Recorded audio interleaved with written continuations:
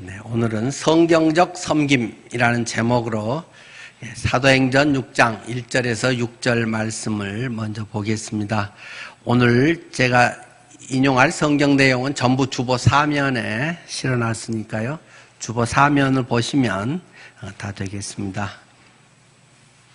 사도행전 6장 1절 말씀부터 그때 제자가 더 많아졌는데 헬라파 유대인들이 자기의 과부들이 매일의 구제에 빠짐으로 히브리파 사람을 원망하니 12사도가 모든 제자를 불러 이르되 우리가 하나님의 말씀을 제쳐놓고 접대를 일삼는 것이 마땅하지 아니하니 형제들아 너희 가운데서 성령과 지혜가 충만하여 칭찬받는 사람 7을 택하라. 우리가 이 일을 그들에게 맡기고 우리는 오로지 기도하는 일과 말씀 사역에 힘쓰리라 하니 온 무리가 이 말을 기뻐하여 믿음과 성령이 충만한 사람 스데반과 또 빌립과 브로고로와 니가노르와 디몬과 바메나와 유대교에 입교했던 안디옥 사람 니골라를 택하여 사도들 앞에 세우니 사도들이 기도하고 그들에게 안수하니라. 아멘. 저는 지난주에 루세 이삭줍기 하는 제목으로 말씀을 드렸습니다.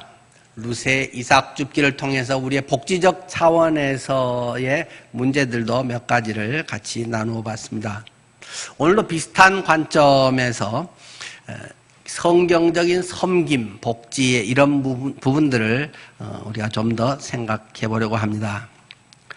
세 가지로 말씀을 드립니다. 첫째는 사람들의 방법이나 제도로는 모든 사람의 모든 상황을 충족시킬 수는 없다라는 점을 인식할 필요가 있다는 것입니다. 우리가 여러 가지로 잘하려고 애를 쓰지만 우리의 방법, 제도로는 모든 사람들을 다 충족시킬 수 있는 것은 별로 많지 않다는 것입니다. 오늘 본문의 발단이 이렇게 되는 거잖아요. 초대 교회가 예루살렘 교회가 형성이 되어서 거기에서 한참 신나게 복음의 기쁨과 감격 속에 살아가지만 어느 순간부터 그 속에 원망, 불평이 생겨나기 시작했더라 하는 것을 지금 6장은 우리에게 이야기하고 있습니다.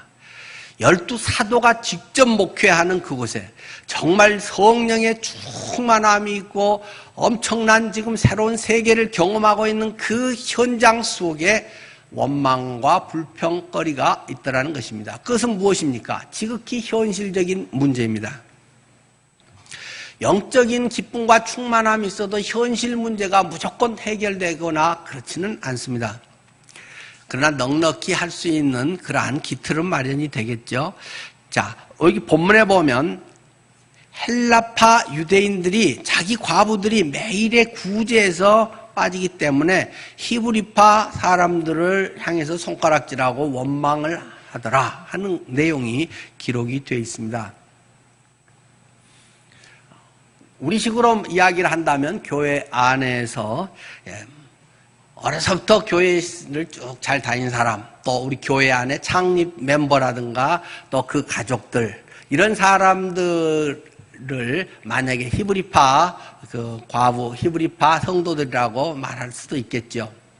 그러나 그렇지 않은 중간에 들어오거나 또는 부모는 안 다니고 나 홀로 신자 혼자만 우리 교회 다니거나 이런 사람들은 자칫하면 소외될 가능성이 있지 않겠어요? 누가 의도적으로 그런 건 아니지만 어쩌다 보면 그런 현상이 올 수도 있는 것이죠. 히브리파 성도들에 속한 그런 과부, 참 성경에 과부라고 하는 단어로 이제 표현되어 있는데 요즘 뭐로 바꿔야 좋을지 조금 애매하긴 해요. 근데 강단에서 자꾸 과부 이런 표현을 쓰는 게 참 죄송한 생각이 많이 들기도 합니다만은 또 참 대체어가 마땅치 않아서 부득이 또 이런 용어를 쓰게는 되네요. 하여튼 일찍 남편을 잃고 굉장히 힘들게 살다가 예수님을 만난 그리고 정말 주님 안에서 아름다운 신앙을 가지고 있는 그런 분들이 많이 계시잖아요. 그런데 그분들에 대한 그 어려운 분들에 대해서는 교회가 어느 정도 챙기는데 이 히브리파 유대인들에 비해서 아마 숫자도 좀 더 예루살렘 교회는 적겠죠. 그리고 신앙의 연륜도 작겠죠. 이런 이제 헬라파 유대인에 속한 과부들, 그러니까 그 유대인이 이방인 헬라인 아내를 맞아서 가정을 꾸려서 자녀를 낳고 그들이 이제 예수를 믿게 됐다든지, 또는 남자 여자 둘 다 예수를 안 믿다가 또 이방인으로 살다가 예수를 믿고 이제 교인이 됐다든지, 주로 이제 이런 분들이 되겠죠. 이런 헬라파 유대인들이 그때는 이제 교회 사람들의 구성원이 대체로 어려웠잖아요. 또는 유대교에서 유대교 골수분자들이 또 예수 믿으면 그 이단이다 생각을 해서 아주 박해를 하고 직장 생활을 계속 할 수가 없게 되는 그런 일도 있고, 또 사회적으로 좀 어려운 분들이 예수님을 또 믿고 위로를 많이 받았기 때문에 사회적으로 조금 저층이 신도들의 분포가 많았다라는 것을 초대교회에 우리가 많이 확인할 수 있습니다. 그렇기 때문에 이 헬라파 과부들은 굉장히 어려운데 교회에서 챙겨주는 거 보면 공평하게 안 한 것 같고, 계속 지들만 잘 챙기고 우리는 늦게 들어왔다고, 뭐 우리는 그 전통이 뭐 아니라고 좀 소홀히 하는 것 같아서 사랑방 교회 모임을 하면 계속 불만이 그 속에서 터져 나오게 됐더라. 지금 이런 이야기가 배경이라는 것입니다. 그래서 그 교회 안에 잘하려고는 애를 쓰지만 굉장히 이제 불만거리가 많이 생기죠. 사도들이 이 말을 듣고는 굉장히 고심을 하잖아요. 정말 순수하게 하고 사도들이 자기 거 챙기지도 않고 막 목숨 내놓고 복음 전하고, 그런데 교회 안에 그런 문제로 인해서 자꾸 성도들이 이제 갈라지기 시작하니까 이걸 어떻게 해야 하나 굉장히 고민을 하게 됐다는 것이 이 교회 직분이 생기게 된 발단 첫 이슈가 됐다고 성경은 우리에게 말해주고 있습니다. 혹시 여러분 지금 추우신가요? 에어컨 괜찮습니까? 예. 에어컨을 틀어야 할지 꺼야 될지, 이거 갖고도 굉장히 고민스럽습니다. 밑에 에어컨은 우리가 그래서 지금 껐는데 위에 거는 이제 틀어놓고, 근데 전에도 우리 여름에랑 보면 에어컨 때문에 참 여러 의견들이 다양합니다. 특히 본당 지하에 에어컨을 틀면 저쪽에 있는 분들은 이제 추워 죽겠다고, 춥다고 막 하고, 여기 앞에 있는 분들이나 특히 이제 저희 같은 사람들은 또 정장을 입기도 하고 조명도 있기도 하고 더운 공기가 뜨고 하니까 앞에는 늘 상당히 덥지요. 찬양 인도자들이나. 그래서 사람들이 요새 에너지 절약해야 되는데 왜 교회가 이렇게 막 춥게 이렇게 막 에어컨을 쌩쌩 트냐, 이런 분들도 있고, 어떤 분은 그래도 조금 건강하고 그런 분들은 또 덥다고 하는 분도 있고, 건강이 안 좋은 분들은 추워 죽겠어, 감기 걸리겠어 하고, 에어컨 트는 거하고도 굉장히 그 반응이 다양하게 나타납니다. 그래서 제가 아까 운영위원장님한테 위에 에어컨도 좀 끌까요? 오늘 그리 별로 안 추울 것 같은데. 그랬더니 목사님, 제습을 위해서라도 좀 틀어놔야 될 것 같아요. 그래서 그 정도 있지 하면서 위에 것만 지금 틀어놨습니다. 아주 사소한 간단한 거지만 에어컨 하나 트는 것 갖고도 에너지 전략을 교회에서 먼저 동참해야지 안 하냐, 뭐 이런 이야기도 실제로 있고, 또 에어컨 사놓고 뭐 하냐, 더워 죽겠네, 뭐 이런 분들도 있고, 아픈 사람들 겉옷 하나 갖고 와서라도 입어야지, 추워서 맨날 교회 오면 감기 들어 하고 막 불편해한 분들도 있고, 이게 크지 않은 공간에서 뭐 하나 하는 것만도 굉장히 다양한 것이 많습니다. 교회 관리하는데도 우리가 출근만 하면 맨 먼저 문들 싹 열고, 또 우리 공기 순환 팬 돌려서 또 여기 있는 거 뽑아내고, 매일 올 때마다 사람이 있든 없든 뭐 늘 신경을 많이 써가면서 합니다만은, 아무래도 지하다 보니까 그래도 눅눅한 냄새가 나잖아요. 상당히 신경을 많이 쓰는데도 그건 또 어쩔 수 없는, 특히 장마철 같은 데는 더 그렇고, 되게 비만 와도 엄청 신경 쓰이고 냄새 때문에도 그렇고 많은 것들이 그리 하지만 뭐 최첨단 그런 상황도 아니고, 또 그런다고 해도 또 뭔가 부족한 건 생기겠죠. 우리의 삶에서의 불만거리는 늘 있기 마련 아니겠어요? 물론 최소화시켜 가야겠죠. 성령 충만하다고 사랑한다고 해서 그게 해결되는 것만은 아니더라는 것입니다. 그래서 사도들이, 자, 우리는 말씀 사역하고 기도하는 데만 집중하고 영적 사역에 우리 목회자들은 집중할 테니까 나머지는 우리 집사님들이 전적으로 맡아서 다 해주세요 하는 것이 처음으로 집사라고 하는 직분이 생기게 된 배경이다 하는 것이 6장 1절부터 지금 기록되어 있는 말씀입니다. 성령 충만하고 지혜가 충만하고 사람들에게도 칭찬받는, 인간적으로나 여러 그런 면에서도 균형이 잡힌 그런 사람 7명을 선택해서 그 사람들이 전적으로 그 일을 하게 하고, 목회자들은 그런 일에 되도록 신경 쓰지 말아라, 그건 집사님들의 역할이다 하고 이제 이렇게 구분을 정한 그런 이제 내력이 나와 있지 않습니까? 그리고 7명을 택해라. 왜 7명일까? 6명도 아니고 8명도 아니고. 짝수가 되면 표가 또 반으로 갈라지면 골치 아프죠. 그래서 홀수로 한 겁니다. 성경에 기록을 하고 있지 않지만 우리도 뭐 할 때 뭐 투표하려면 홀수로 하려고, 그래야 어려움이 없고, 또 많이 정짝수면 진행자 의장은 투표권이 없고 그렇게 해서 한다든지, 많은 경우 그거 갖고도 막 따지고 아주 복잡한 것이 사람들의 또 의견 수렴이기 때문에, 하여튼 각자의 입장이 다양하고 하는 것은 교회도 여전하게 있다는 것입니다. 내가 기분 좋고 주님이 날 위해 죽으시고 십자가의 그 능력, 감사, 그렇게 감격하고 울고 모든 거 할 것 같으면서도 서운한 말 하나 들으면 그때부터 마음이 뒤틀리게 되는 거고, 알아주지 않으면 서운함이 생기는 거고, 그게 사람의 본성이다. 길게 가면 늘 그런 것은 나오기 마련이다 하는 것을 성경은 우리에게 보여주고 있는 것이죠. 하여튼 그런 가운데서 그래도 할 수 있는 대로 체계성을 가지고 장단기 계획, 그리고 할 수 있는 객관성을 띠면서 할 수 있도록 노력은 해야 될 것이고, 그런 것이 이제 집사님들의 역할로서 성경이 제시하고, 그것이 되니까 바로 그 7절에서도 보면, 그러니까 교회가 안정이 되고 교회가 부흥하게 됐다라고 이야기합니다. 근데 또 그렇다고 해서 항상 계속 잘 될까요? 그렇진 않습니다. 그때 그 문제가 해결되고 또 나중에 복잡해졌겠죠. 또 다른 문제가 늘 있기 마련 아니겠어요? 어떻게 그걸 압니까?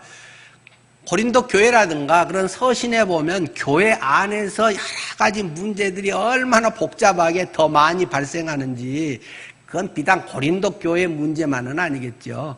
다른 교회도 정도 차이지만 사람들이 뒤엉켜 사는 데는 늘 성격 차이도 있고 취향 차이도 있고 개성 차이도 있고 뭐 여러 가지 때문에 그럴 수밖에 없는 것이, 우리 인간사고 천국 가기 전까지는 좀 어느 정도는 감수할 수밖에 없다는 것을 성경을 통해서도 우리는 배우게 됩니다.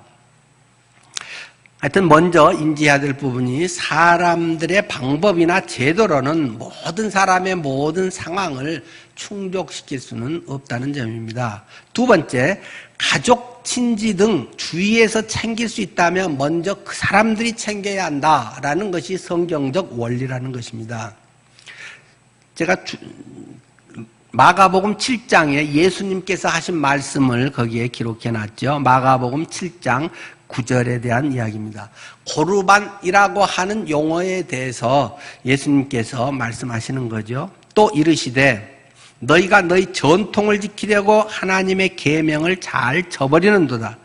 모세는 내 부모를 공경하라 하고 내 아버지나 어머니를 모욕하는 자는 죽임을 당하리라 하였거늘 너희는 이르되 사람이 아버지에게나 어머니에게나 말하기를 내가 드려 유익하게 할 것이 고르반 곧 하나님께 드림이 되었다고 하기만 하면 그만이다 하고, 자기 아버지나 어머니에게 다시 아무것도 하여드리기를 허락하지 아니하여 너희가 전한 전통으로 하나님의 말씀을 폐하며 또 이 같은 일을 많이 행하였느니라. 예수님께서 책망을 하셨다는 것입니다. 고르반이라는 말은 아람어죠.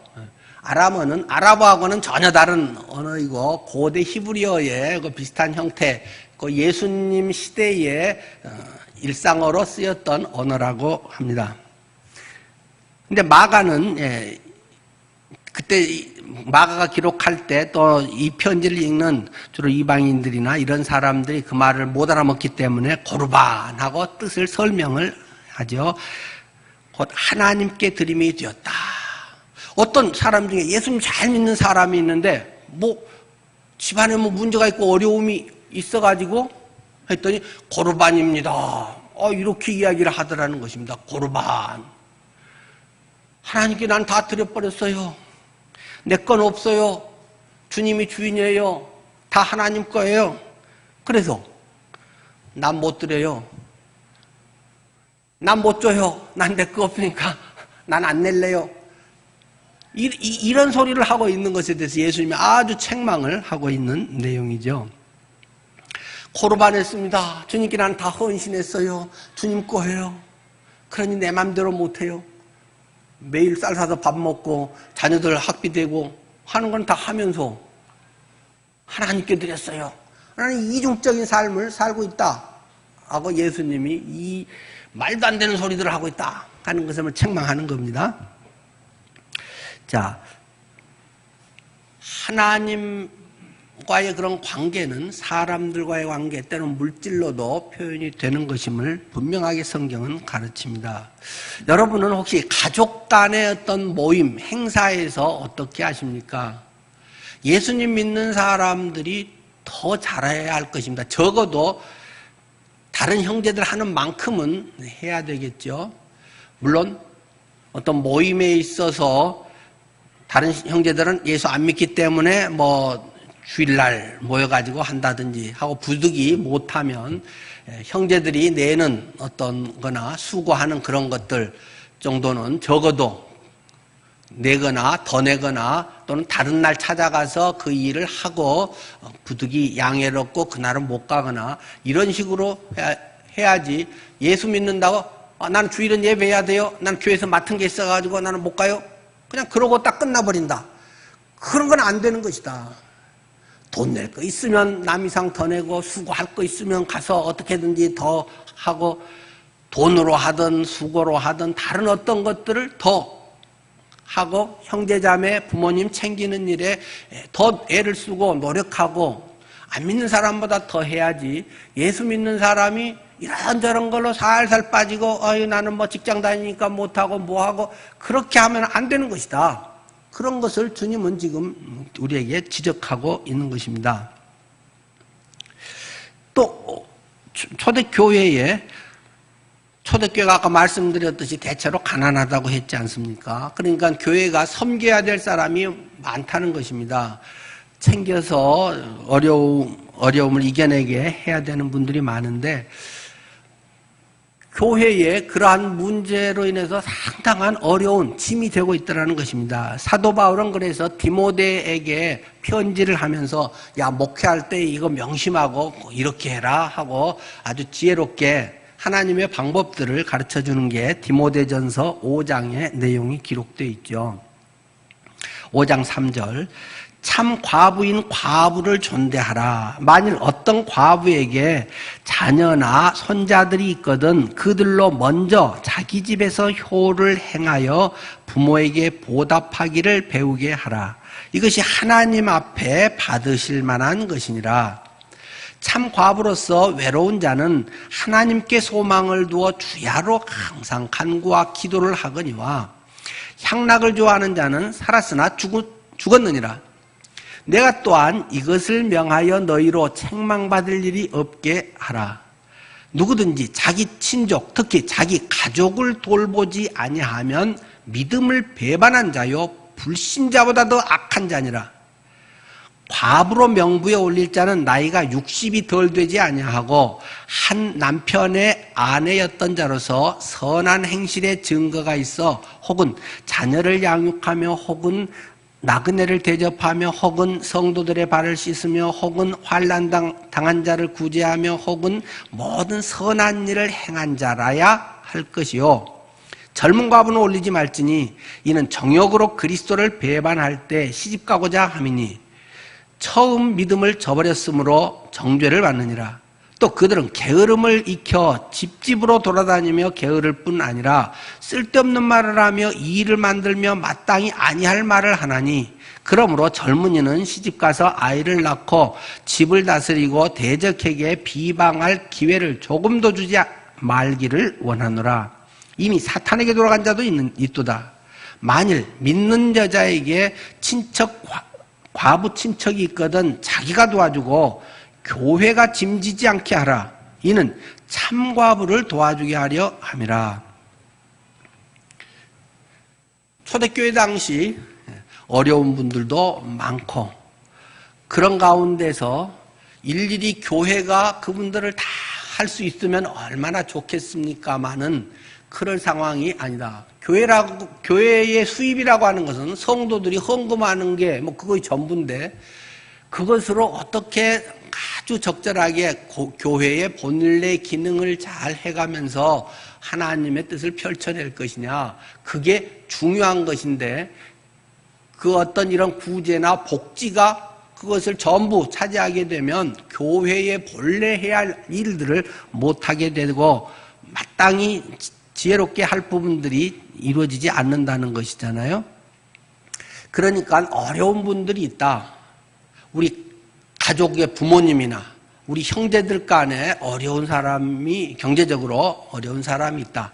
또는 우리 사촌에 누가 어렵다. 우리 고모, 이모가 어렵다. 이런 경우가 있으면 각자가 자기가 그분들을 잘 챙겨야 되는 것이다. 그분들을 잘 섬기고 할 수 있는 대로 용돈을 드리고 할 수 있는 대로 내가 절약하면서 식구들이, 친척들이 그 문제를 해결해야지 교회가 그 문제를 해결하도록 넘겨서는 안 된다라는 것이 지금 사도 바울이 지적하고 있는 내용입니다. 만약에 자기가 형제 친척들을 자기하고 혈연 관계가 있고 자기를 키워주고 자기하고 사랑을 나누고 한 그런 혈연적인 이러한 분들을 자기가 챙기지 않고 생판 몰랐던 믿음의 공동체라고 하지만 거기에다가 떠넘긴다고 하는 것은 믿음을 배반한 자요. 굉장히 심한 말. 그 구원도 안 받은 사람이다. 그 사람. 예수 믿는 쇼만 하는 사람이다. 그런 이야기죠. 불신자보다 더 악한 자니라. 8절에 안 믿는 사람도 그런 짓거리 하지 않는다. 하물며 예수 믿는다고 하면서 가족, 친척 이런 데서 그분 어려운데 용돈도 안 드리고 그분을 막 죽어라 하는데 그냥 어디 복지기관에서 하겠지, 교회에서 하겠지 이렇게 하면 불신자도 그런 짓은 안 하는 것이다. 불신자보다 아주 못된 것이다 라고 사도 바울은 굉장히 단호하게 심한 말로 불신자보다 더 악한 자니라 이렇게 지금 이야기를 합니다. 그러면서 그러면 어떤 사람을 교회가 할 것인가 하는 것에서 적어도 나이가 60은 넘어야 된다 하고만 나이까지도 사도 바울은 기록을 하고 있죠. 지금 60하고 2000년 전에 초대교회 때 60, 그때는 훨씬 평균 수명이 낮은 때인데 그때 60은 굉장히 많은 거죠. 혼자 힘으로는 도저히 아무것도 하기 어려운 그런 때 아니겠어요? 그래서 그렇다고 무조건 아니고 그분의 전에 살아온 삶이 주님 안에서 참 아름답게 주님을 섬기고 이웃을 섬기고 그렇게 한 분들에 대해서 교회가 무심하면 되냐? 그분들을 내몰라라 하면 되겠니? 그분 아무 대책이 없는데 그런 경우 교회가 그분들을 잘 섬겨야 된다 하는 취지에서 말을 합니다. 그러나 젊은 사람들은 그 대상 명부로 삼지 말아라 하고 이야기를 하고 있죠. 왜냐하면 또 이성적인 그런 데서 얼마든지 앞으로의 그것이 이제 또 달라질 여지도 있잖아요. 그래서 또는 이성적인 그런 이제 욕망을 따라서 다시 재혼해서 어떻게 할 수도 있고 또 잘못하면 인간적으로 또 주님을 버리고도 뭐 좋은 자리 차지한 된다고 해서 가버리는 경우도 있고, 사도 바울 때 그런 사람이 이제 많았다라고 하잖아요. 15절에 이미 사탄에게 돌아간 자들도 있도다 하면서, 그리고 교회 안에 있어도 자칫하면 그런 경우들은 게으름을 익혀서 집집으로 돌아다니고 게으를 뿐 아니라 교제한다는 핑계로 사랑방이나 자매들 집에 여러 이래저래 찾아다니면서 뭐 그냥 이야기하다가 밥이나 얻어먹고 뭐 그렇게 그냥 돌아다니면서 또 이야기하는 게 쓸데없는 말을 하며 일을 만들며 마땅히 아니할 말을 하나니, 예, 누가 어쩐데 저쩐데, 그런 사람이 또 교회 안에 정보는 제일 많거든요. 그런 것 들어서 누구한테 이렇게 쏙닥거리고 저 사람한테 이러면 되니 안 되니, 그래서 문제 일으키기 제일 좋은, 제일 뒷담화 많이 하러 돌아다니는 그럴 가능성이 많다. 그러고 돌아다니지 말아라. 그렇기 때문에 이런 사람들은 하지 말아라 하고 사도 바울은 굉장히 단호하게 지금 구분을 해주고 있습니다. 5장 16절, 만일 믿는 여자에게 과부 친척이 있다면 자기가 도와주고, 나의 관계된 혈연이나 어떤 여러 연고가 있어서 연결되면 그 사람이 도와야지, 교회에 떠넘기지 말아라. 교회가 짐지지 않게 하라. 교회가 그 부담을 갖고 교회가 그 일을 하게 하면 안 된다. 그건 옳은 태도가 아니다. 네가 해야 된다. 연결된 사람이 할 수 있는 최선으로 그분을 섬기는 것이 바람직한 섬김인 것이다. 이렇게 지금 이야기를 하면서, 근데 왜 그러냐? 교회가 주님의 마음으로 뭘 이렇게 해야 되는데 그런 거 하기 싫고 떠넘기냐? 안 그렇다는 얘기를 했죠. 이는 참 과부를 도와주게 하려 함이라.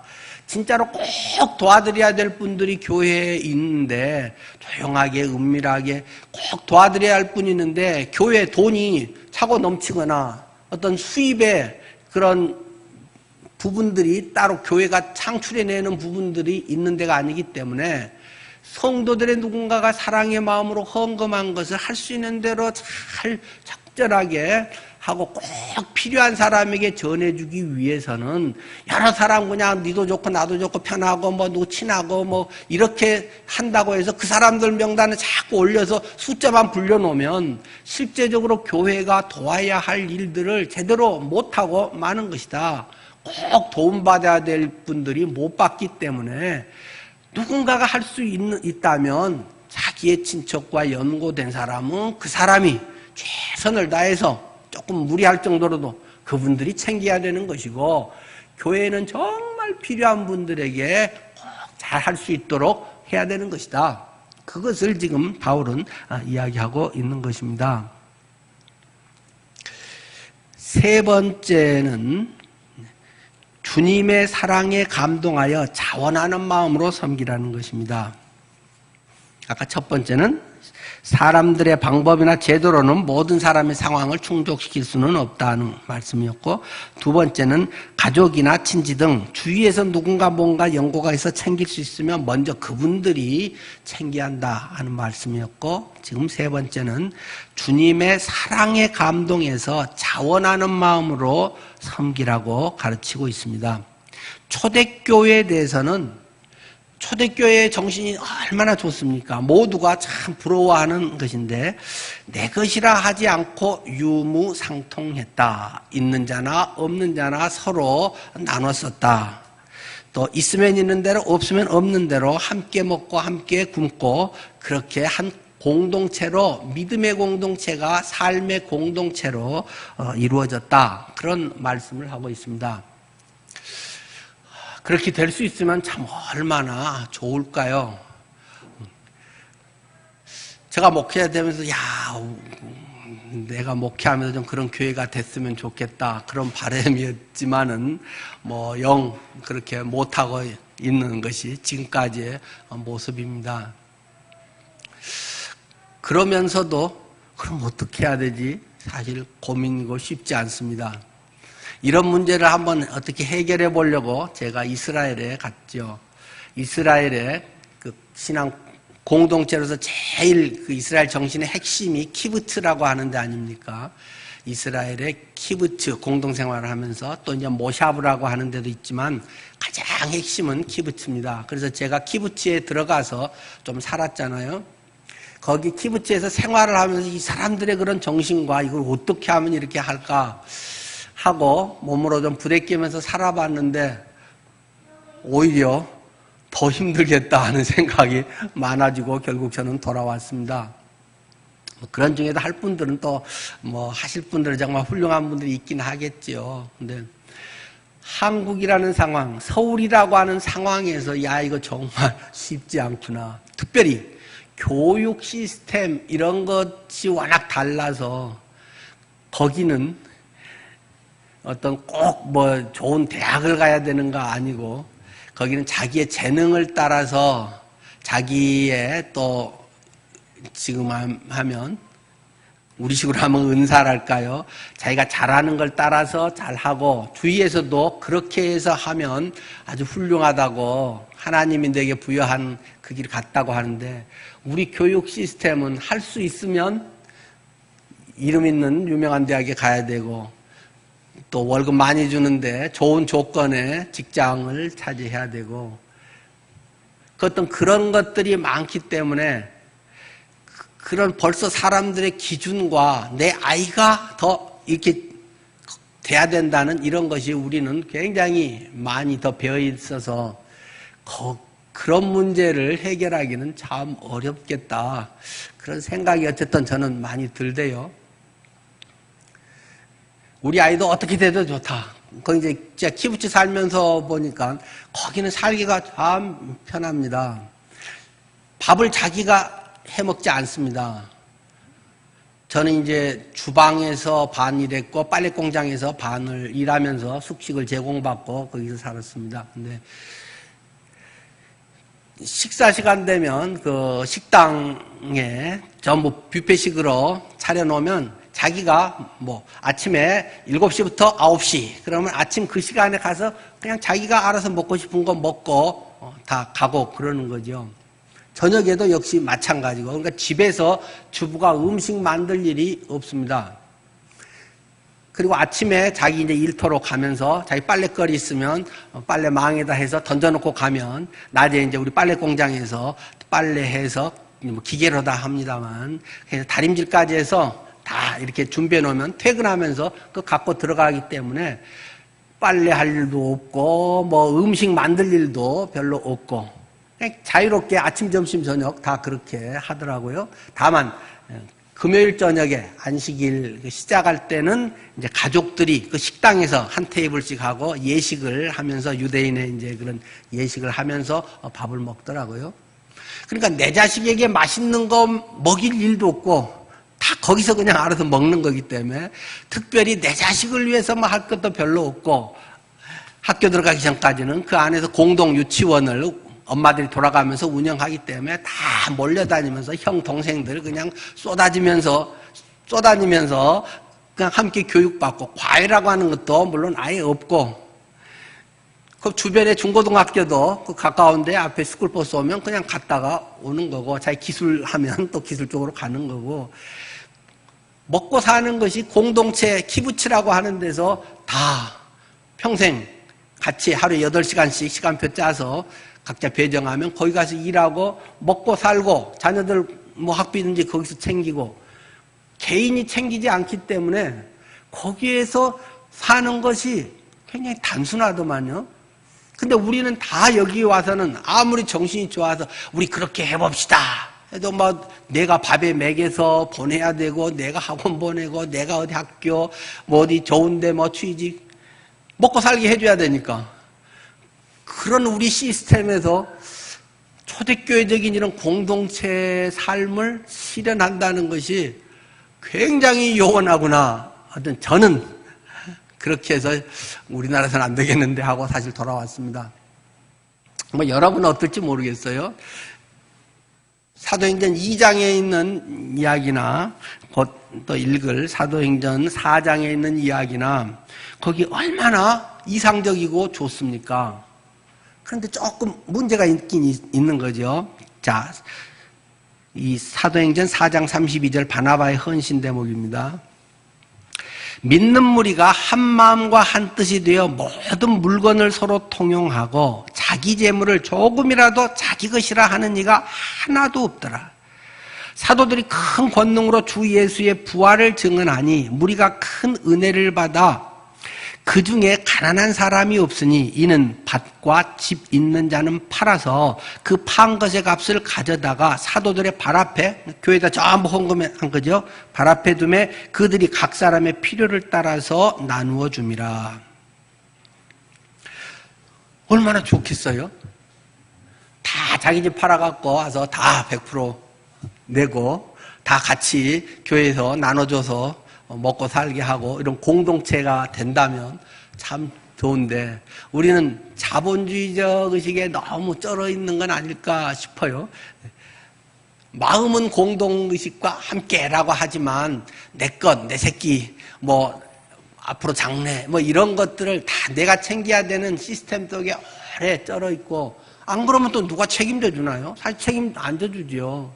그렇기 때문에 각자 도생을 할 수밖에 없는 이런 사회에서 글쎄요, 성경의 그런 원리가 되면 좋겠습니다만 저는 당장은 굉장히 어렵다 그런 생각이 듭니다. 물론 우리나라에서 공동체를 하는 데들이 뭐 두레라든지 몇 군데 또 가봤습니다마는 거기도 성경에서 말하는 어떤 그런 것 같이 잘 되긴 것 같지는 않아요.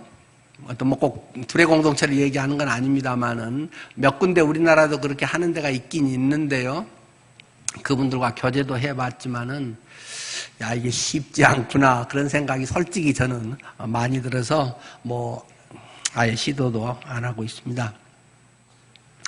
어쨌든 간에 모두가 다 이렇게 할 수 있으면 아까 키부츠가 같이 모든 걸 다 먹고 살고 앞으로 평생에 그걸 다 공동체가 책임진다면 사실 하고 싶은 거 마음대로 하고 얼마나 좋겠어요. 근데 참 그러기는 어려운 게 현실이잖아요.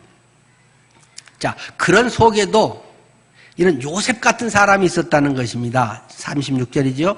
구브로에서 난 레위족 사람이 있으니 이름은 요셉이라. 사도들이 일컬어서 바나바라 하니 번역하면 위로의 아들이라는 뜻인데 그가 밭이 있음에 팔아서 그 값을 가지고 사도들의 발 앞에 두니라. 자기 재산 있는 것을 반하고 아파트랑 다 팔아가지고 이 사람이 그 요셉이 사도들에게 다 해서 우리 교회 성도들 어려운 분들 많은데 이거 전부 교회 헌금합니다. 그분들도 같이 이렇게 생활할 수 있게 해주세요. 뭐 이렇게 이제 요셉이 했는데 요셉은 뭐 그거 한 번만 반짝한 게 아니고 늘 그의 삶이 교회 안에서 다른 사람들을 잘 위로하고 상담해주고 품어주고 살짝 찾아가서 밥도 사주고 또는 지정 헌금으로 해서 어려우면 몇십만 원씩 몇백만 원씩 이렇게 또 늘 하고 그런 거를 교회가 다 알고 있다는 것입니다. 그래서 저 사람 하면 별명이 바나바야. 바나바 뜻이 위로의 아들이야. 또는 전에 우리 개역 한글판에서는 권위자라. 구원한다 이렇게 자꾸 해준다 뭐 되게 해준다 위로를 권위 폼된 그 위자하고 전혀 그 한자가 틀립니다. 다른 사람을 위로하고 자꾸 북돋아 세워주는 일을 잘하고 저 사람하고만 만나면 마음이 편해져 나도 저렇게 살고 싶어 하는 본이 돼서 그 본이 되는 사람 권면하고 위로하는 사람이 자기들 말로 바나바라는 별명이고 이 사람 본명은 요셉이다 라고 기록하고 있죠. 이렇게 해서 교회가 정말 아름다워지고 교회의 본 정신이 사랑의 정신이 살아났다는 것이죠. 그런데 한편 늘 뭐가 잘 되고 뭐 하면 그렇게 됐다 우리 하자 그렇게 쉬운 건 아니더란 말입니다. 주님의 사랑에 감동해서 이 요셉이 차원하는 마음으로 이렇게 섬겼는데 바로 이어서 경고가 기록이 되어 있습니다. 그런 가운데 자칫 우리 인간들의 모습이라고 하는 건 교회 안에서 열심히 섬기고 집사님이고 직분이 있고 열심히 뭘 한다고 하면서도 인간적인 자랑과 명예심이 끼어들기 쉬운 것이 우리들의 속성이다 하는 것을 구체적인 예로 바로 바나바 요셉 얘기 끝나자마자 한 구절도 여유를 두지 않고 바로 5장 1절에서 아나니아와 삽비라 이야기를 성경은 기록하고 있다는 것입니다. 아나니아와 삽비라라고 하는 사람이 있는데, 야, 보니까 요셉이 그렇게 하니까 사람들 앞에 굉장히 칭찬을 받더라는 것입니다.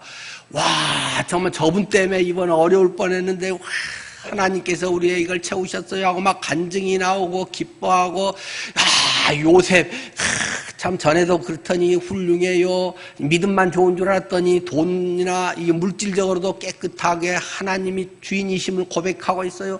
막 이런 것들이 사람도 있으니까 이것을 바라보고 있던 집사님 부부. 성경에 집사라는 말은 없지만 요즘식으로 우리 말하면 아나니아와 삽비라 집사님 부부가 은근히 부러웠다 이겁니다.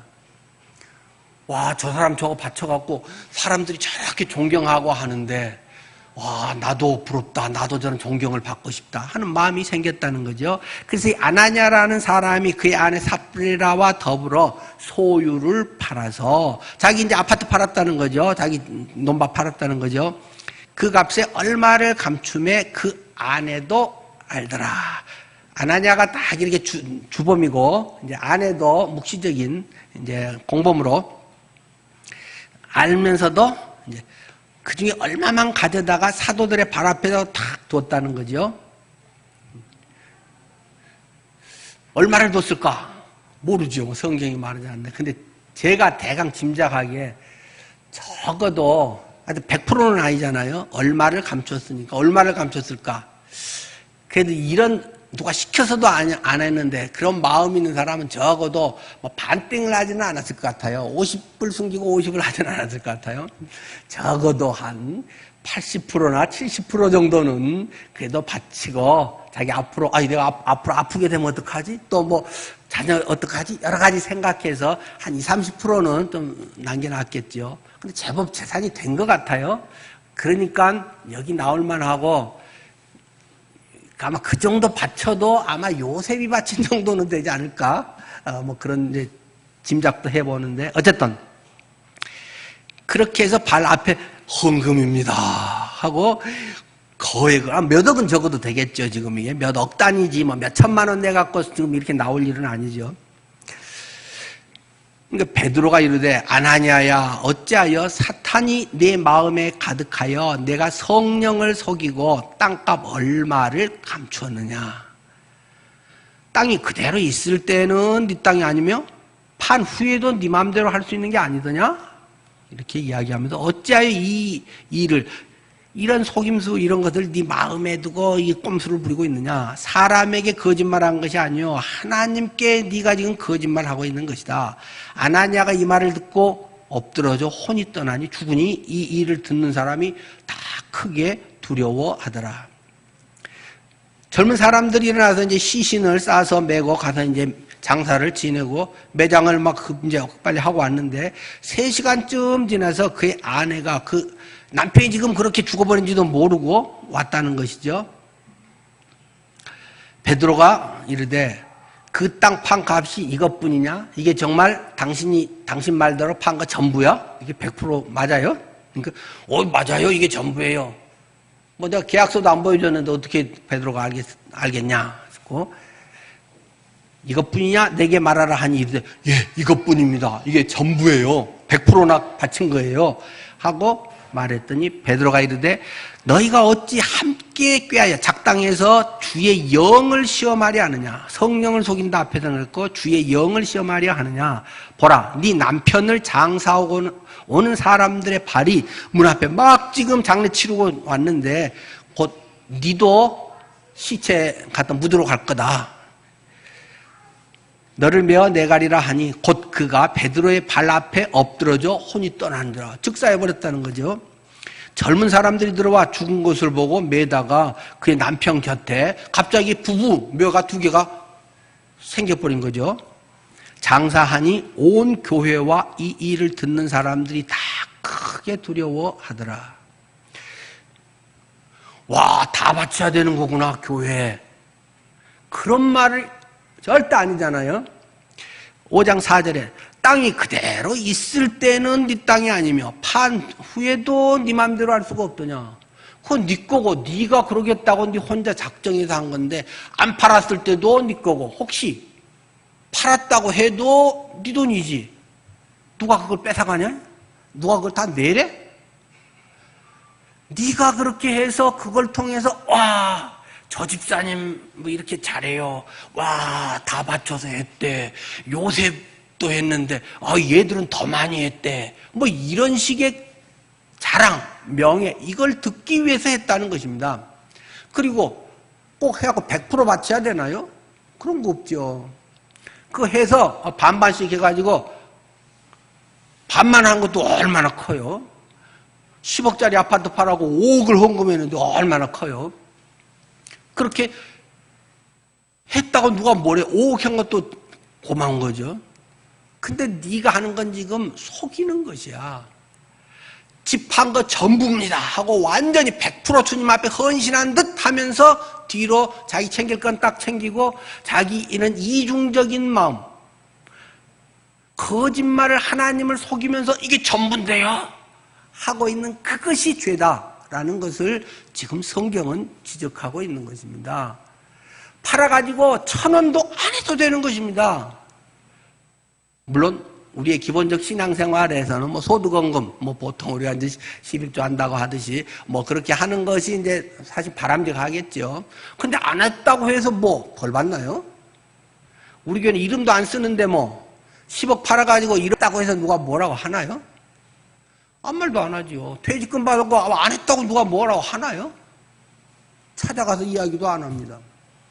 자기가 하나님 안에서 이것의 주인이 누군가, 하나님 어떻게 하셨나, 거기에서 각자의 신앙에 따라서 각자가 주님 앞에 드리는 것이고, 하나님 지금 뭐 이런 사정도 아시죠? 제가 참 많이 하고 싶은데 여러 가지가 좀 안 되네요. 뭐 그렇게 하면서 이만큼 드립니다. 뭐 그렇게 하는 것도 뭐 그게 뭐가 문제겠어요? 근데 사람들 앞에서는 믿음 있는 체 하고 뭐 잘하는 체 하면서 실제 하나님 앞에서는 위선을 부리고 하나님 앞에서 거짓을 행하면서 사람들의 인정을 받으려고 하는 이 쇼하는 것을 하나님은 아주 싫어하신다. 그래서 그들을 바로 직사해버렸다 라는 것이 본문의 말씀입니다. 와, 근데 그래도 문둥병이 걸리게 아니라 이 정도만 돼도 그것도 심한 것 같은데 그냥 죽여버리니 와, 이거 너무 심한 거 아니에요? 가혹한 일입니다. 만약에 제가 여러분이 그렇게 했는데 집사님 정말이에요? 전부예요? 예, 전부인데요. 예수의 이름으로 명하노니 죽음을 당할지어다. 막 그래가지고 죽어버렸다. 그럼 어떻게 되겠어요? 교회 난리 나고 저는 바로 감옥 가는 거죠.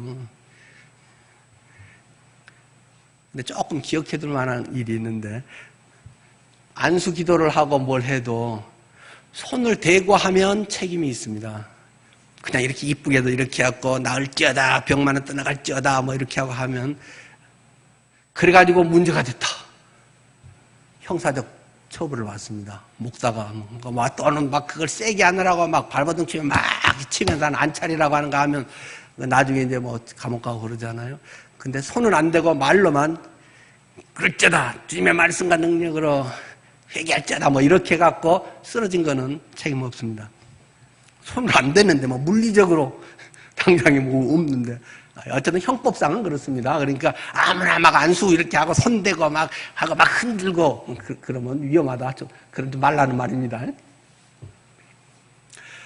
어떤 초대교회에서 둘이 죽어나가는 초상치른 일을 치렀다. 이거 너무 가혹하죠. 사랑의 하나님인데 안 바친 것도 아니고 많이 수억을 바쳤는데 자, 그러나 한 가지 더 중요한 걸 기억해야 됩니다. 초대교회에서 만약에 이런 것들이 용납이 되면 어떻게 되겠습니까? 교회는 완전히 그 뒤로 쑥대밭이 됩니다. 완전히 타락하게 됩니다. 사람들 자기 자랑에 소굴이 되고 맙니다. 누가 얼마 냈대? 5억 냈어. 아이고, 나는 재산도 많은데 나는 10억 냈어. 그럼 믿음이 배나 많은 것 같고 막 인정받는 것 같고 사람들 앞에 이런 경쟁이 되는 것입니다. 교회는 그러면 타락하는 것입니다. 초대교회 이제 아직 성경도 없고 신약 성경도 기록되지도 않고 사도들만 겨우 있어서 뭐 이렇게 구전으로 내면서 막 성령에 충만하고 이런 때 벌써 이런 그 가치관, 이런 사탄의 속임수, 그런 인간적 자랑 이런 것이 교회에 들어오기 시작하면 교회는 순식간에 썩어져 버리는 것입니다. 교회는 절대 자랑의 대상이 돼서는 안 됩니다. 본인이 뭐 높아지고 또는 뭐 내 자녀가 뭐가 되고 그건 감사의 제목이고 정말 하나님께 감사할 일이지 자랑이 돼서는 안 됩니다. 내가 사회에서 뭐가 어떠고 막 국회의원이고 장관이고 어쩌고 그래서 그건 사회에서의 어떤 역할을 또 잘 크리스찬으로 해야 되는 굉장히 중요한 그런 대목이고 교회에서는 한 형제 자매로 사랑으로 서로 섬기고 그런 것이지 교회 안에서 그건 무슨 상관이 있겠습니까? 그런 것이 자꾸 오면 그런 사람이 들어오면 빨리 장로시켜주고 뭐 그런 사람들이 뭐 하면 막 헌금해갖고 막 교회 건축이 되고 하면 막 그 사람 이름을 쳐서 뭐 누구 홀 막 이렇게 해가지고 하고 막 교회 안에서 어떤 기관은 그럴 수도 있죠. 그러나 그런 것들 하면 교회는 완전히 이거는 세상 이런 원리가 지배하는 것이 되고 맙니다. 사회에서 인정 못 받는 사람도 믿음 안에서 똑같이 사랑을 받을 수 있고 장애가 있든 재산이 있든 나이가 어떻든 상관없이 그리스도 안에서 한 형제자매가 되려고 하고 물론 아까도 얘기했지 인간 소굴이기 때문에 하려고 해도 다 되지는 않습니다만은 그래도 그렇게 하려고 하고 그런 껍질을 자꾸 벗기려고 하고 그래서 있는 그대로 예수의 죽으심, 예수의 부활 그것이 우리의 중심이 되고 예수의 생명이 움직여져서 그 안에 성령 안에서 서로를 살피고 돕고 서로를 세우고 서로를 이게 가진 걸 드리고 이것이 교회이지 아나니아와 삽비라처럼 이런 경쟁 시스템이 되고 뭘 하면은 뭐 얼마를 내서 뭘 하고 이런 것은 교회를 타락하게 하는 것입니다. 욕심을 해서 아유 뭐 안 해도 되는구나 이런 이기주의가 아니라 정말 최선을 다해서 서로가 하려고 하는 것. 돈으로 할 수 있는 사람은 돈으로 최선을 다해서 하고 또 시간이 되는 사람은 시간으로 몸으로 해서 뭔가 일할 수 있는 사람은 몸으로 하고 그도 저도 안 되고 몸이 아프고 움직일 수도 없는 사람들은 중보기도로 계속 하나님 앞에 나아가고 이러한 삶이 되는 것이 우리의 교회적인 모습이라고 하는 것을 가르쳐주고 있는 것입니다. 또 복지에서 요즘 많이 이야기를 하대요. 섬김에 대해서 대상에서 상황으로 바뀌어야 된다 하고 뭐 유명한 사회복지 그런 교수님들이 이야기를 하더라고요. 대상에서 상황으로 바뀌어야 된다. 지금 우리의 시스템은 대상으로 돼 있잖아요. 65세 이상이면 경로 우대증을 한다든가 연소득이 얼마 이하면 국가에서 얼마를 지원을 뭐 한다든가 이제 이런 것들을 그래도 우리나라가 좀 많이 하고 있잖아요. 그런데 그런 것에는 늘 사각지대가 생기기 마련이다. 실제 그렇잖아요. 예. 조건은 이런데 실제는 그렇게 안 되는 그런 경우들이 있기 때문에 그래서 이 대상 어떤 조건의 그런 대상에서 상황에 따라서 복지가 움직여져야 된다 하고 이제 수시로 건강했다가 뭐 이제 아프다거나 자녀들이 도와줬다가 뭐 이제 파산이 돼가지고 정말 도울 사람이 없다거나 여러 가지 이제 환경적인 어려움이 있으면 사회가 그걸 빨리 캐치를 해서 그들의 어려움을 이제 해결해 줄 수 있어야 된다 이런 이제 이야기를 합니다. 뭐 그게 잘 되면야 좋겠죠. 그런데 이론이 쉽지 총론은 좋은데 강론이 얼마나 또 그건 어렵겠어요? 수시로 파악을 하면서 그걸 한다는 게 그러나 그런 것도 참고는 해야 될 거는 같습니다. 우리도 긴급재난지원금이랑 각 뭐 도라든가 시에서랑은 어려운 사람들의 어떤 조건으로 해서 했고 또 국가에서 하려고 보니까 그건 너무 복잡하고 어렵다. 또 그러니까 이런 경우도 있는데 이 경우는 하고 또 불만이 많으니까 야, 전 국민 모두가 다 똑같이 그렇게 해라 해가지고 기본 20만 원에 한 사람에 20만 원씩. 그래서 3인 가구면 60만 원, 80만 원 이런 식으로 국가에서는 또 줬지 않아요. 그러니까 하여튼 그런 여러 가지 상황들이 굉장히 다양하기 때문에 복지나 이런 부분에서 몇 가지 원리만 갖고 해결하기는 참 어려운 것 같습니다. 결론적으로 무엇입니까? 사회복지나 가난 구제 이런 것은 교회 사역에서 중요하고 필요한 것이 분명합니다. 주님의 사랑이 우러난 표현이겠죠. 그러나 교회의 존재 목적은 아닙니다. 교회가 해야 되는 교회의 목적이 그것은 아니고 교회에게 매우 중요하고 우리에게 필요한 현실적인 그런 부분임을 기억해야 되겠죠. 우리는 아까 사도들이 말씀과 기도에 전념하듯이 영혼 구원과 복음 증거 또 하나님의 영광을 위한 그런 삶을 또 모든 영역에서 이룰 수 있도록 해야 될 줄 믿습니다. 하여튼 오늘 저는 성경적 섬김이라는 말씀을 드렸는데요. 어떤 몇 가지 원칙만으로 한다는 건 참 어렵고 우리의 삶을 통해서 예수님의 마음이 할 수 있는 대로 어떻게 실현될 수 있을까 그런 것을 또 하나씩 각자가 또는 교회가 그것을 이루어 갈 수 있기를 바랍니다. 기도하겠습니다. 하나님, 그런 삶을 살 수 있게 인도해 주십시오. 예수님 이름으로 기도드립니다. 아멘.